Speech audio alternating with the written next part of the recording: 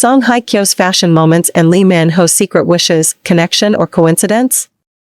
From the moment the first whispers began circulating online, fans could not decide whether they were witnessing a coincidence of timing or the gradual unveiling of something far more deliberate, because the pattern was impossible to ignore.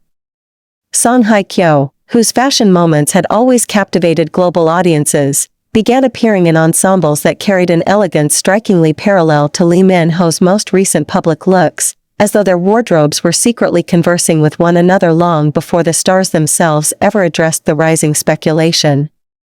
It started subtly, with a shared color palette at separate events, then progressed into matching fabric textures, mirrored silhouettes, and an almost poetic synchronization in the way they carried themselves, a soft harmony that fashion analysts described as too precise to be accidental.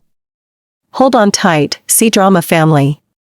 The world of your favorite celebrities is unfolding before your eyes, and every moment is more breathtaking than the last. So make sure you hit that subscribe button and turn on notifications right now, because trust me, you do not want to miss what's coming next. But what truly intensified the intrigue was not merely the clothing, it was the timing, the quiet precision behind every choice. Whenever Song Hye Kyo debuted a stunning couture gown in Paris, Lee Min-ho would emerge days later at a press event wearing a tailored suit in the exact shade of midnight blue, as though echoing her presence even across countries. When Lee Min-ho stepped onto a magazine cover in an all-white minimalist concept, Song Hye Kyo appeared shortly after in a pristine ivory ensemble with the same clean lines and atmospheric stillness. The fashion world, always eager to find meaning in design, began stitching their appearances together like a narrative unraveling across runways, photo shoots, and red carpets. Yet the question that lingered was far deeper, more intimate, and more intriguing than simple stylistic alignment. What did Lee Min-ho wish the world would understand about his connection to her? What unspoken sentiment hid behind his reserved half-smile whenever reporters mentioned her name, the subtle softening of his expression that seemed to betray more than professionalism? Those who worked closely with him during brand campaigns admitted, off the record, that his demeanor would shift slightly whenever Song Hye Kyo was scheduled to attend the same event, not with anxiety, but with a focused attention, a kind of internal recalibration that suggested he prepared himself differently when she was involved. Meanwhile, those in Song Hye Kyo's circle noticed something equally telling. She had always been poised, graceful, composed, but in recent months, there was a warmth beneath her elegance that felt newly awakened, as though a private joy had begun shaping her presence from within, a small light she carried quietly behind her eyes. Stylists observed that she spent more time discussing fabrics and tones that communicated balance and partnership rather than individual grandeur.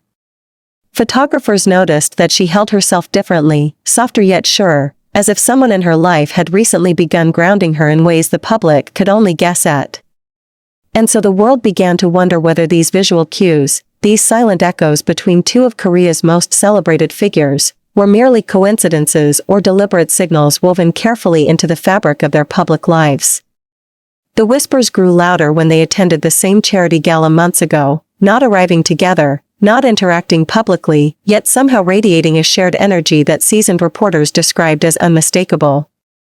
They stood across the room from one another, surrounded by different groups of people, yet every camera captured the same truth. Their glances, though brief, held familiarity, recognition, perhaps even an unspoken history.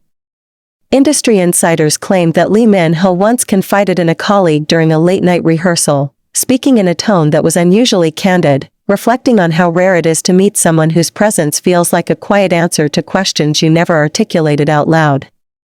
Though he never mentioned a name, the timing of the remark aligned perfectly with the start of his and Song Hye Kyo's fashion synchrony, fueling speculation that his wish was not about fame or career milestones, but about a connection he hoped could one day step out of the shadows. The turning point came during Seoul Fashion Week, when both stars appeared on the same night, separately scheduled, yet clearly orbiting the same spotlight. Song Hye Kyo arrived in a soft rose gold gown that shimmered like sunset reflected on water, while Lee Min-ho emerged moments later wearing a suit accented with rose gold stitching so subtle that only the most attentive fashion viewers caught it. Social media erupted instantly, dissecting seam lines, comparing color gradients, debating whether such fine details could ever be chalked up to coincidence. Fans replayed the night from every available angle, and with each replay, the narrative woven between their fashion choices felt less accidental and more like a language they shared without words. But the most riveting moment of the evening did not occur on the red carpet. It happened backstage, away from the cameras, in a quiet hallway where only a handful of staff members witnessed the truth hidden behind the synchronized styling. According to a makeup artist who later spoke anonymously, the two stars crossed paths near a private lounge, and the instant they saw each other, the atmosphere changed with a softness so profound that even silence felt charged. They greeted one another with genuine warmth, not the rehearsed politeness of celebrities accustomed to public scrutiny, but the familiarity of two people who understood one another deeply. Their voices dropped, their expressions softened, and though the conversation was brief, every gesture carried an unguarded sincerity that confirmed what fans had long suspected. That moment, though unseen by most, became the heartbeat of the speculation that followed, because it finally gave shape to what had previously existed only in shadows and subtle hints. It was not simply that their fashion choices aligned. It was not just that their public appearances seemed to mirror one another. It was that behind the scenes, they behaved like two lives quietly intertwined, two stories running parallel with increasing overlap, two individuals moving with an awareness that transcended coincidence. And so the question remains, beneath the curated elegance, beneath the flawless styling, beneath the controlled perfection of their public roles, do these mirrored fashion moments reflect a deeper emotional symmetry, one that neither star has spoken aloud, yet both continue to express through the language of presence, timing, and unspoken understanding?